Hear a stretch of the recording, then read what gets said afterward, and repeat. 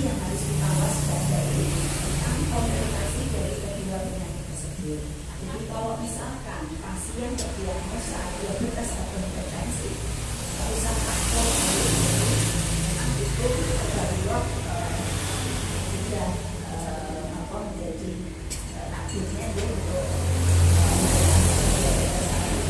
diabetes sendiri.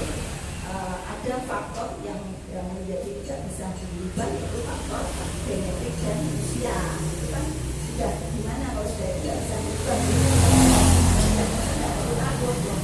Yang penting waspadai yaitu supaya tidak terjadi komplikasi.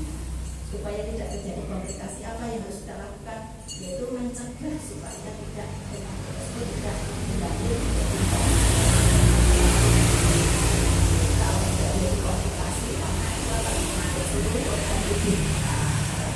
diabetes itu bisa menghasilkan atau menimbulkan komplikasi dari ujung rambut sampai ujung kaki, dari kepala sampai ke kaki itu bisa semua. Kalau kepala bisa terjadi kepala biasanya apa? Kemudian ada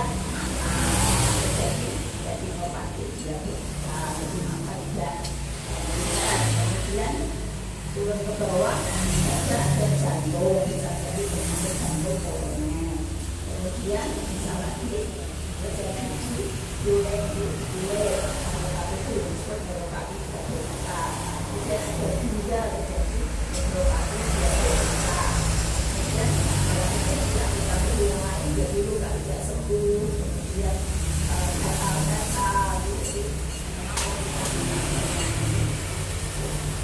Kita mulai dengan komplikasi akut. Komplikasi akut adalah di mana komplikasi itu terjadi secara tiba-tiba dalam jangka waktu dekat. Yang paling dijelaskan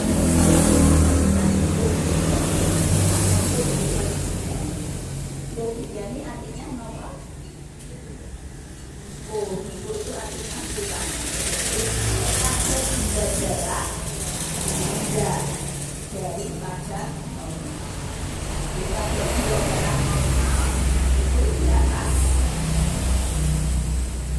10, jadi 70 yang ada di wilayah saya. Kalau di atas di bawah 70 dikatakan kurang atau hipoglikemi. Kalau di atas 60 itu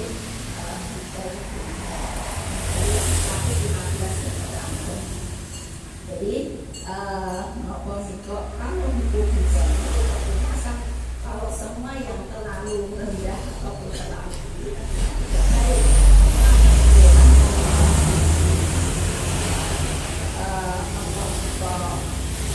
Sebelumnya bisa diwaspadai sendiri atau bisa dirasakan sendiri untuk peserta diabetes. Biasanya kalau hipoglikemi pun bisa dirasakan orang yang tidak mempunyai diabetes itu bisa dirasakan hipoglikemi atau kurang gula darah. Biasanya kalau kita puasa terlalu panjang kemudian tidak makan itu kita akan merasakan yang disebut hipoglikemi. Itu biasanya ada meriang, lemas, gemeter, mau semaput, itu bisa disebabkan itu hipoglikemi. Apalagi pada pasien yang mengalami diabetes, itu suatu keadaan yang bahaya sekali ya kalau hipoglikemi. Jadi biasanya kalau pasien hipoglikemi yang menderita diabetes biasanya terjadi karena aktif menggunakan obat anti diabetes, tapi pola makannya tidak terjaga. Ada kondisi yang malas makan, mual ataupun yang lain, tapi tetap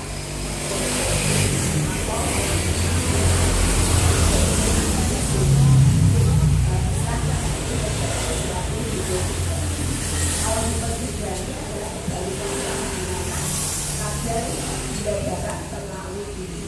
Jadi kalau dikatakan hiperglikemi yang bermasalah adalah kadar gula darah melebihi 200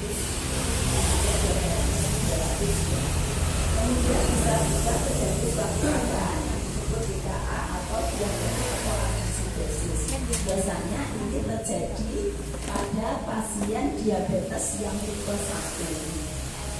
Jadi diabetes itu ada dua macam, diabetes tipe 1 dan diabetes tipe 2. Kalau biasanya bapak-bapak ibu itu mengalami diabetes tipe 2. Kalau tipe 1 itu karena kerusakan organ insulin sejak dari bawaan. Jadi bawaan. Jadi pasien diabetes tipe 1 itu biasanya menyerang sejak usia anak-anak. Ya, anak-anak remaja sudah terserang diabetes. Itu memang karena fungsi organ pankreas itu tidak bisa memproduksi insulin secara bagus. Jadi dia pengelolaan insulin sudah tidak bisa sejak usia dini. Tapi kalau diabetes tipe 2 biasanya menyerang pada usia yang sudah lebih matang. Jadi usia di atas 40-an tipe 2. Dan kebanyakan di sini pasien yang pengelolaan insulinnya ada tipe 2 semua, yang tipe 1. Jadi biasanya DKA atau diabetes ketoasidosis itu menyerang pada tipe 1. Dan yang komplikasi yang lain HHS atau hiperosmolar hyperglycemic state ini bisa terjadi pada diabetes tipe 2 dan ini merupakan suatu keadaan yang darurat. Jadi kalau terjadi HHS ini harus dibawa segera ke IGD.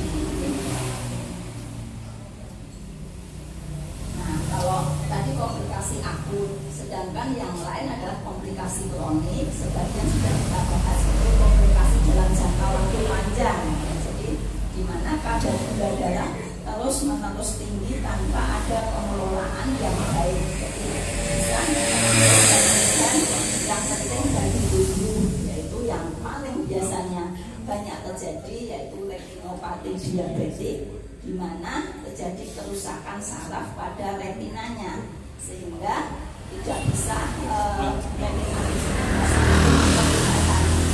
penglihatannya menjadi terganggu atau bisa menjadi sampai kebutaan. Kemudian nefropati diabetik itu yang menyerang ginjal, jadi kerusakan ginjal karena penyakit diabetes. Kemudian neuropati diabetik, nah ini menyerang saraf, jadi saraf-saraf yang mulai dari yang paling ringan yaitu jimbe, kesemutan, dingin itu yang paling ringan, sampai yang kondisi berat neuropati itu bisa seperti dia menyerang seluruh saraf dari tubuh, jadi rasanya nyeri sekali, jadi seperti kesilet-silet, seperti kesetrum, dan itu menyerang seluruh organ tubuh. Bayangkan seluruh organ tubuh itu dari kepala sampai ujung kaki itu ada sarafnya semua. Kalau terjadi gangguan secara menyeluruh, bisa dibayangkan rasanya bagaimana. Jadi nyeri yang sangat tidak bisa diceritakan. Jadi ke pasien itu seperti kesetrum, seperti jadi kalau mungkin ada saudara yang pernah mengalami itu rasa nyeri yang sangat sekali. Itu kalau sudah sampai yang tingkat lanjut. Kemudian yang komplikasi kronis seperti itu juga kedua yaitu komplikasi mikrovaskular yang tadi tadi. Kemudian bisa makrovaskular. Makro artinya besar, jadi menyerang pembuluh darah yang lebih besar, yaitu bisa terjadi penyakit jantung koroner yang sudah kita bahas bulan yang lalu, kemudian stroke dan penyakit arteri perifer. Pada kesempatan ini kita akan membahas tentang komplikasi akut, komplikasi akut yang meliputi hipoglikemi, hiperglikemi, HHS dan ketoasidosis. Hipoglikemi tadi sudah kita bicarakan, di mana kadar gula darah kurang dari normal atau kurang dari 70 desiliter. Umumnya ini yang tadi sudah kita aturkan ya, dia tetap mengkonsumsi obat anti diabetes, tapi di saat kondisi badan itu lagi males makan. Kadang-kadang pernah ngalami lagi tidak doyan makan, lagi mual, tapi tetap mengkonsumsi obat anti diabetes. Gejalanya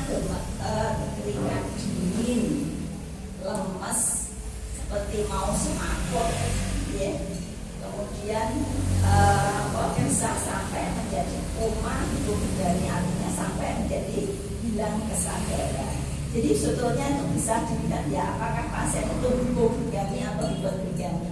Biasanya kalau hipoglikemi itu anyep semua, badannya anyep, keringat dingin, kemudian akral dingin itu ujung-ujung tangan dan kaki kalau dipegang itu anyep sekali, keringat dingin. Jadi biasanya kalau pasien diabetes mengalami seperti itu bisa kemudian segera mengkonsumsi minuman yang panas.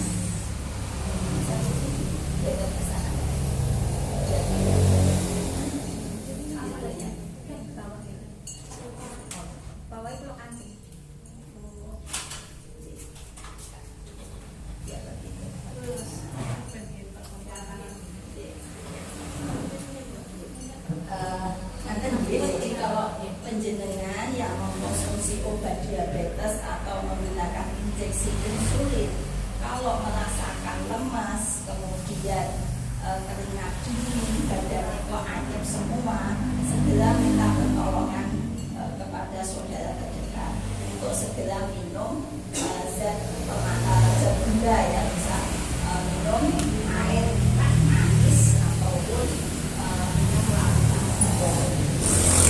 Kalau pasien masih sadar, bisa mengulang. Kalau pada tahap awal misalnya mulai menurun itu masih sadar, itu segera minum. Kalau kebagian dari perawatan ya, jadi kalau masih sadar itu masih bisa perawatan di rumah, segera minum air gula. Tapi kalau kondisinya sudah sedemikian lemas, kadar gulanya sudah turun, biasanya di bawah 50, itu pasien sudah tidak sadar. Jadi kalau sudah tidak sadar ya jangan dipaksa untuk minum gula, malah bahaya, malah keselak, itu malah bahaya. Jadi bisa menyumbat pernapasan. Kalau pasien sudah tidak sadar, segera bawa ke IGD. Ya, bawa ke IGD jam berapapun, jangan itu sampai pagi. Jadi, jam berapapun segera bawa ke IGD. Mau tengah malam, mau jam 1 malam, mau jam 3 malam, mau jam 2 malam, UGD buka 24 jam. UGD yang terdekat, dia segera mendapatkan pertolongan. Karena kalau terjadi hipoglikemi itu paling bahaya kalau dia nanti merusak ke susunan saraf pusat atau otak. Hipoglikemi dalam jangka waktu panjang itu bisa merusak sel-sel otak dan ini bersifat permanen. Karena artinya apa? Tetap tidak bisa diperbaiki lagi. Jadi hipoglikemi dalam jangka waktu panjang, apalagi lebih dari 6 jam, itu sudah merupakan kerusakan pada saraf otak. Jadi suatu keadaan yang bahaya sekali. Jadi jangan ditunda, nunggu padam nggak boleh. Jadi segera kalau pasien sudah tidak sadar, jangan dipaksa untuk minum perhatian. Jadi nanti kalau kalau masih lemas dia masih sadar, segera diberi minum pemanis air gula. Tapi kalau pasien sudah tidak sadar, segera bawa ke UGD jam berapapun, jangan ditunda-tunda. Jadi tandanya tadi ya, kalau pasiennya sudah dipegang kok anyep semua, keringat dingin, anyep keringat dingin itu tandanya hipoglikemi. Kebalikannya kalau hiperglikemi itu pasiennya nggak anyep, walaupun nanti tidak sama-sama tidak sadar. Kalau hiperglikemi biasanya dia merasa haus sebelumnya, haus yang sangat kering kalau sifatnya hiperglikemi. Kalau hipoglikemi sifatnya dasar anyep, itu bedanya. Jadi seringkali memang pasien itu hiperglikemi dikira hipoglikemi, malah ditambah minuman gula, jadi gulanya tambah tinggi. Sama ngalami itu seperti itu. Jadi biasanya kalau hiperglikemi rasanya nambah haus gitu, kering tenggorokan pun, kering itu biasanya gulanya tinggi. Kalau nambah asupan gula ya gulanya semakin tinggi. Nanti kalau kadarnya gula di atas 500 atau 600, pasiennya biasanya koma, tidak sadar.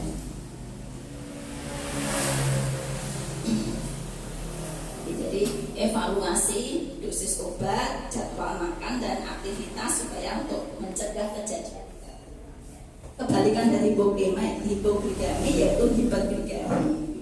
Kalau hiperglikemi itu kalau masih di bawah 200 biasanya pasien masih sadar, tapi dikatakan hiper di atas kalau di atas 180 sudah bermasalah. Jadi kebalikannya, kalau pada hiperglikemi dia merasakan haus yang berlebihan, tenggorokannya kering, kemudian lebih sering pipis, ya, lebih sering buang air kecil. Itu frekuensinya lebih, apalagi di malam hari. Malam hari biasanya orang istirahat tidak kerasa pipis, tapi ini terus-terusan kencing pada malam hari. Kemudian sama-sama lemes, ya, tapi tidak keringat dingin. Kemudian pandangan kabur, kemudian kalau dia terjadi luka ini sulit sembuh. Ini kalau belum terjadi komplikasi yang berarti, ya, jadi masih dikatakan hiperglikemi, belum terjadi koma. Pencegahannya dicatat dan evaluasi kadar glukosa secara rutin, kemudian banyak minum air putih, konsultasi ke dokter bila masih gejalanya belum teratasi, kemudian edukasi gaya hidup, diet olahraga dan pemanasan. Nah, ini kalau sudah terjadi komplikasi yang lebih berat, ini pada ketoasidosis diabetes itu pada diabetes tipe 1 yang tadi pada usia yang lebih awal, ya, usia lebih anak-anak sampai remaja mulai terserang diabetesnya karena kerusakan sel pankreas yang memproduksi insulin. Gejalanya hiper berarti dia tinggi, ya, haus, sama ini haus yang berlebihan, tenggorokannya merasa kering, kemudian merasakan nyeri perut, disertai dengan muntah, dan khasnya pada ketoasidosis diabetes ini nafasnya cepat seperti ngos-ngosan dan berbau aseton. Tahu aseton, ya? Jadi nafasnya bau keton itu seperti aseton. Aseton itu saya kagem resik, nitek, loh. Jadi baunya khas, ya, bau keton itu seperti bau aseton gitu. Jadi seperti bau buah, tapi buah terus buah enak itu boten. Rasanya pripun nggih? Kayak aseton itulah kalau. Itu khasnya pada ketoasidosis diabetes. Ya, nafasnya cepat seperti ngos-ngosan itu, kemudian dari nafasnya bau keton. Kemudian pasiennya nafas cepat menjadikan dia kelelahan, kebingungan sampai tidak sadar atau penurunan kesadaran yang disebut koma ketoasidosis diabetes. Kalau sudah terjadi ini, memang pertolongannya harus segera dibawa ke IGD, jadi dari IGD nanti berjalan ke dengan cara pembuatan infus NaCl, kemudian bisa dibawa, kemudian bisa dibawa pada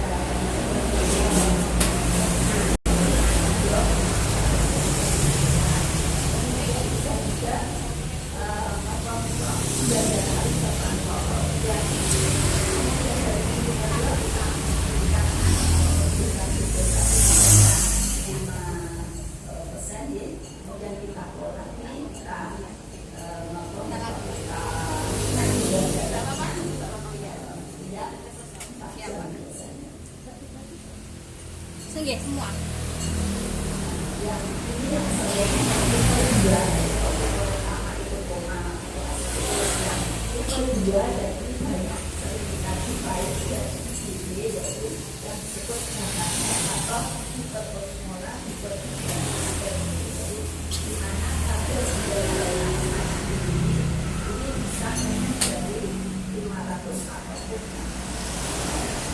Ada yang bisa di atas 1000, ya. Bayangkan tidak di atas 1000, keadaannya seperti apa. Ini sudah terjadi komplikasi di organ-organ pasien biasanya datang sudah tidak sadar, kemudian kita mungkin kalau ada gejala awal sebelum pasien datang sama ini bertiga dia merasa haus, ya. Tidak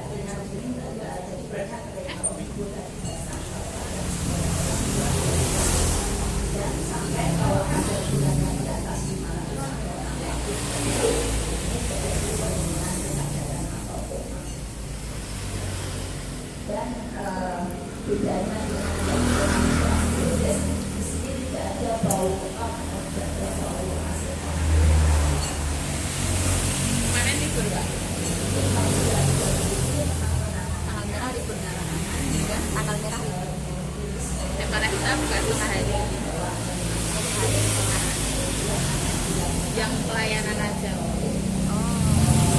Back office-nya tetap di sana.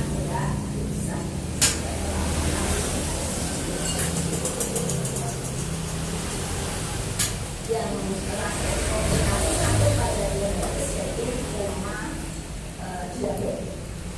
Diabetes tadi bisa karena hipoglikemi karena ada gula darah kurang dari normal. Biasanya kalau koma ada gula darah di bawah 50 ataupun hiperglikemi bisa ketoasidosis atau lebih dari di atas 600 bisa terjadi juga terjadi koma.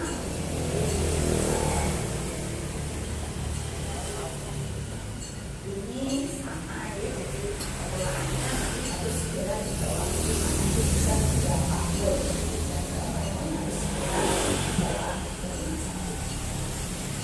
Dibawa ke sadar lalu kemudian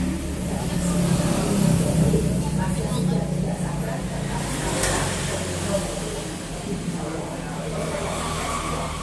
diberikan penanganan oleh klinis oleh dokter spesialis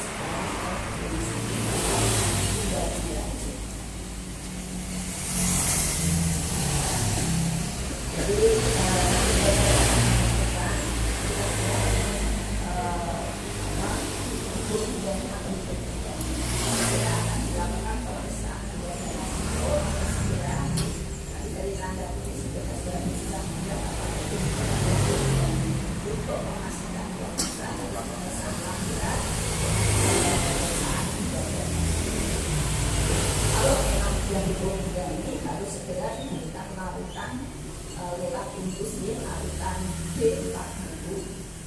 Itu biasanya 2 atau 3 flash atau bisa 4 flash 4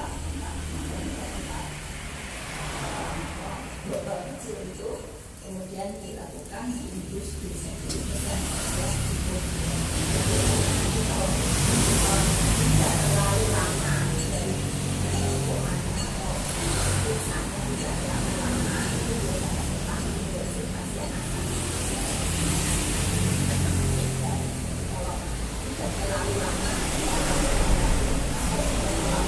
itu biasanya tidak karena aki bawahnya dari sore atau malam karena gara-gara menunggu bulan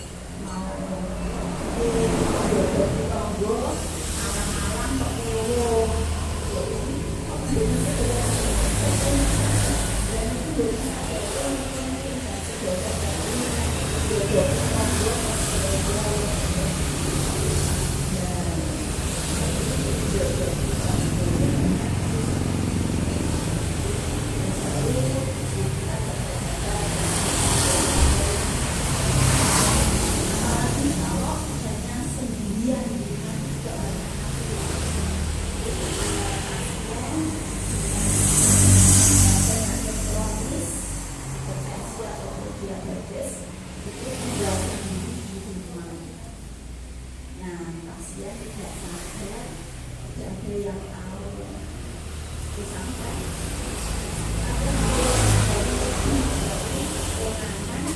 Tetangganya juga kok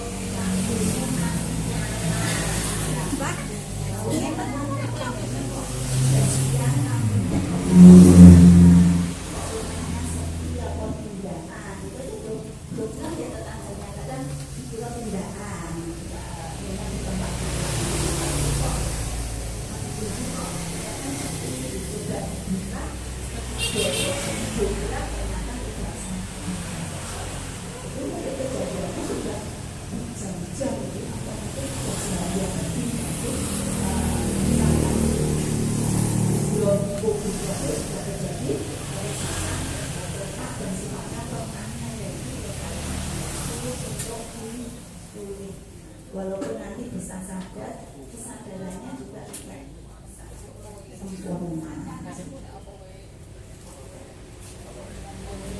Jadi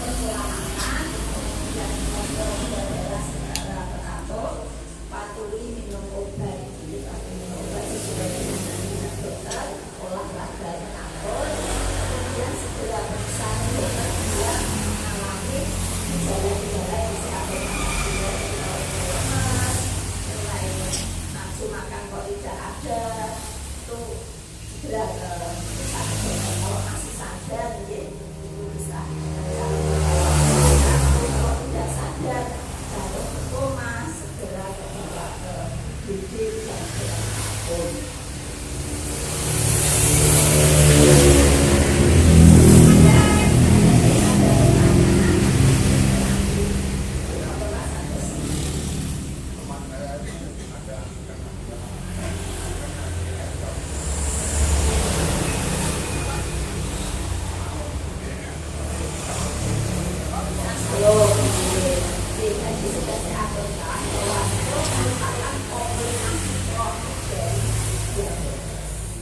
komplikasi kronik tadi bisa terjadi stroke, bisa terjadi penyakit jantung koroner, bisa terjadi penyakit pada antri.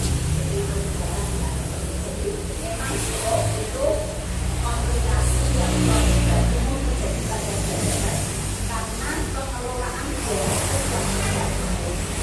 Kemungkinan diabetesnya dari pola atau mungkin dikelola tapi tidak patuh itu bisa dari pola makan pun